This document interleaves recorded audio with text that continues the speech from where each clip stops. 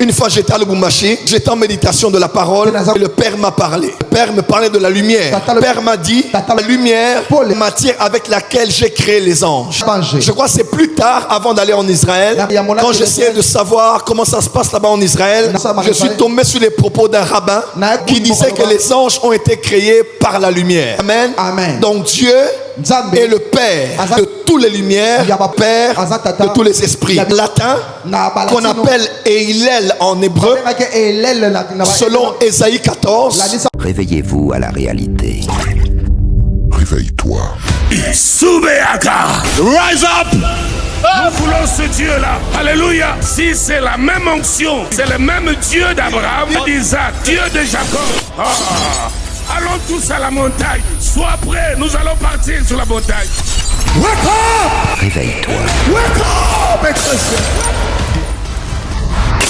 Oh la rama cobra ta masela rabando se cabra. Licabrando bossanda. 15 choses à savoir sur le monde des esprits. Première chose, nous avons dit, le monde des esprits ou le monde spirituel n'est pas à confondre avec l'éternité.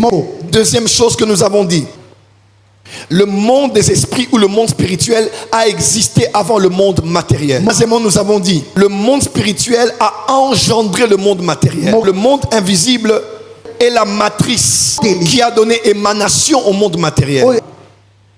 Quatrièmement, j'ai dit, le monde des esprits est universel. C'est-à-dire, en tout lieu où il y a la création, il y a en parallèle un monde invisible. Sur la terre que dans l'univers, dans le cosmos. Et nous avons dit, tant il est universel, mais il a aussi plusieurs dimensions et plusieurs régions. Amen. Amen. Et aujourd'hui, on va aller au cinquième et je vais vraiment faire un effort d'avancer dans le message. Cinquième chose à savoir sur le monde des esprits. Dieu, le créateur de tous les esprits. Lorsqu'on parle du monde des esprits, un monde habité par des esprits, il est capital de savoir dans la parole de Dieu, Dieu, créateur de tous les esprits.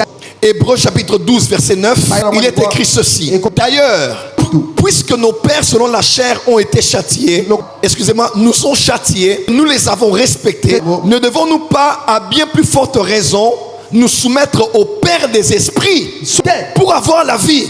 Dans le Dieu que tu pries, selon Luc chapitre 11, lorsque tu l'appelles mon Père qui est dans les cieux, dans Hébreu on l'appelle autrement.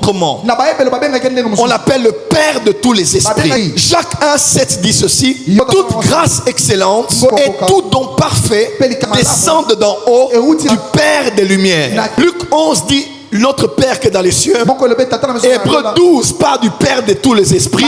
Et Jacques 1 part du Père des lumières. Avait dit Père des lumières, c'est la même chose que Père de tous les esprits. Parce que les esprits sont des lumières. Une fois j'étais à Lubumbashi, j'étais en méditation de la parole et le Père m'a parlé. Le Père me parlait de la lumière. Et le Père m'a dit, la lumière est la matière avec laquelle j'ai créé les anges. Je crois que c'est plus tard, avant d'aller en Israël, quand j'essayais de savoir comment ça se passe là-bas en Israël, je suis tombé sur les propos d'un rabbin qui disait que les anges ont été créés par la lumière. Amen, amen. Donc Dieu est le Père de toutes les lumières, il est le Père de tous les esprits. Et ici, Père, c'est pater. En grec, qui veut dire géniteur ou bien un ancêtre mâle. Donc l'ancêtre, le fondateur, celui qui a donné vie. Donc tous les esprits qu'il y a dans le monde des esprits, Dieu est celui qui les a donné vie. C'est le créateur de tous les esprits. Dieu est le créateur de Lucifer, mais n'est pas le créateur du diable. Il était créé Lucifer, latin, qu'on appelle Eilel en hébreu, selon Ésaïe 14, l'astre brillant. Dieu n'a pas créé Satan, Dieu a créé Hélène, ou bien Lucifer, devint après Satan. Donc Dieu est le Père de tous les esprits. Et n'oubliez jamais, quand vous apprenez des choses sur le monde des esprits, tous les esprits sont créatures. Dieu seul est créateur. En d'autres termes, tu appartiens au créateur. Le créateur est ton Père. Par Jésus-Christ, peu importe cet esprit, peu importe son nom, peu importe son grade, peu importe son origine ou son lieu d'activité, activités, qu'il soit des rivières, des lagunes, qu'il soit d'un fleuve ou d'un océan, qu'il soit d'une montagne ou d'une forêt sacrée, le Dieu que tu sais, qui a donné son Fils, est le Créateur, porte cet esprit, il est une créature. Ainsi, Jean dit ceci, celui qui est en vous est plus fort que celui qui est dans ce monde. Dis à ton voisin, je n'ai rien à craindre, car mon Dieu est le plus puissant de tous les esprits. Pour aller plus loin, on parle de Dieu. Jean 4, verset 23 à 24. Dieu est esprit. Esprit, c'est avec grand E. Et les autres esprits sont avec un petit E. Sixième chose à savoir sur le monde des esprits. Le monde des esprits ou le monde spirituel est peuplé par des esprits. Autant que la terre est peuplée par des êtres humains que l'on appelle des hommes. Nous les voyons avec nos yeux, nous les distinguons avec la lumière quand nous les regardons. Il y a aujourd'hui près de 8 milliards d'habitants, plus de 8 milliards d'habitants sur la terre, plus de 160 nations, autant de continents qu'ont des hommes sur la terre. Mais dans le monde invisible, il y a des esprits. Et si on parle de 8 milliards sur la terre d'êtres humains, vous allez voir une manière de les décrire quant à ce qu'il s'agit de leur démographie. Des fois on parle des milliers, on parle des centaines de milliers. Il y a une expression qu'on utilise quand on parle des myriades et des myriades. C'est au-delà des millions, au-delà des milliards, au-delà.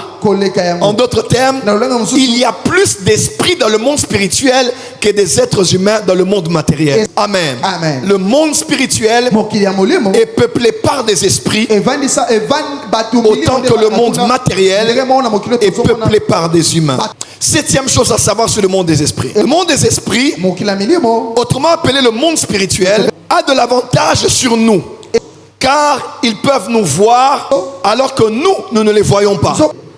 Je dirais le monde spirituel a des êtres qui ont l'avantage sur nous, car ils peuvent nous voir, vraiment à nous qui ne pouvons les voir que par le canal de vision, des songes, des apparitions, ou même en quittant le monde des vivants.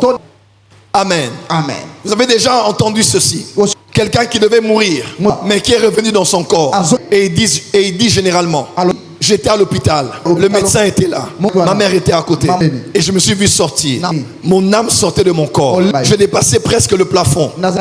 Je voyais mon corps et tout le monde pleurait. Moi je voyais ceux qui étaient au salon, à l'hôpital. Moi je voyais le médecin. Moi je voyais mon corps. Mais eux ne pouvaient me voir. Le monde spirituel habitait des esprits à l'avantage. Les esprits peuvent nous voir, mais nous on ne peut pas les voir. Ils sont invisibles à nos yeux. Nos yeux physiques ne peuvent pas voir le monde des esprits. Et quelquefois nous avons accès à ce monde. Ça c'est de manière générale, tous les humains. On parle le monde des songes, les visions ou les apparitions. Et quand un être quitte le monde invisible, et par une raison particulière, tes yeux sont capables de le voir. Ainsi dans les Écritures, plusieurs ont eu des visions. Les visions de Jésus, des visions des anges. Et jusqu'à nos jours. Dans le monde spirituel, te voit. Mais toi, tu ne le vois pas. Si ce n'est quelquefois par des accès que tu as pour voir ce qui se passe de l'autre côté. Huitième point. Le monde des esprits est le monde parallèle au nôtre. Le monde des esprits est le monde parallèle au nôtre. Il est actif partout, entre parenthèses, en tout lieu, et 24 heures sur 24. Donc en tout lieu et en tout temps, plus particulièrement dans certains lieux et en certains temps. Je répète, le monde des esprits est un monde actif. Il y a beaucoup d'activités dans le monde invisible, autant qu'il y en a dans le monde visible. Il est parallèle au nôtre. Il est actif partout et 24 heures sur 24. Donc on a l'élément localisation et l'élément du temps. Et si je précise plus particulièrement, dans certains lieux et en certains temps. Déjà, le monde spirituel est parallèle au nôtre. Je pose une question. Lorsque tu dors et que tu rêves de votre maison, tu rêves de votre maison, la maison de quelqu'un que tu connais. Tu vas au salon, c'est le salon que tu connais, mais tu vois qu'il n'y a pas d'électricité, ou qu'il y a des toiles d'araignée, ou même qu'il y a une fissure. Tu connais cette maison physiquement, mais de manière étrange, tu la vois spirituellement. Qu'est-ce que tu as vu comme maison? Tu as vu cette maison-là, tu as vu dans le monde parallèle. Et dans ce que tu as vu, tu l'état spirituel de cette maison physique que tu as l'habitude de fréquenter. Elle est belle physiquement, elle est propre physiquement. Et Dieu te montre que dans le monde spirituel, cette maison n'a pas de lumière. La présence des araignées est la présence des esprits mauvais cachés dans certains coins de la maison. Le fait qu'il y a fissure peut parler de la division entre papa et maman ou entre les membres de la famille entre eux. Parce qu'au-delà de la maison physique, il y a un monde parallèle au physique. 2 Corinthiens 4 dit ceci. 16.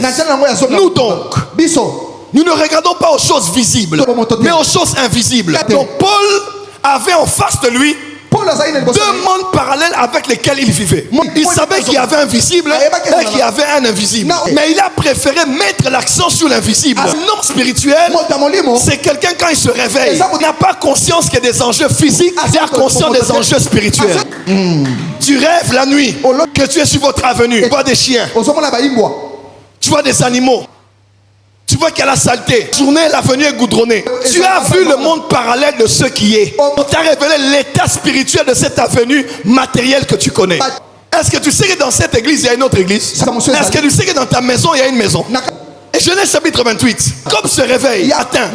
Il dit, je ne savais pas que Dieu était ici. Ici, c'est Bethel. C'est la maison de Dieu.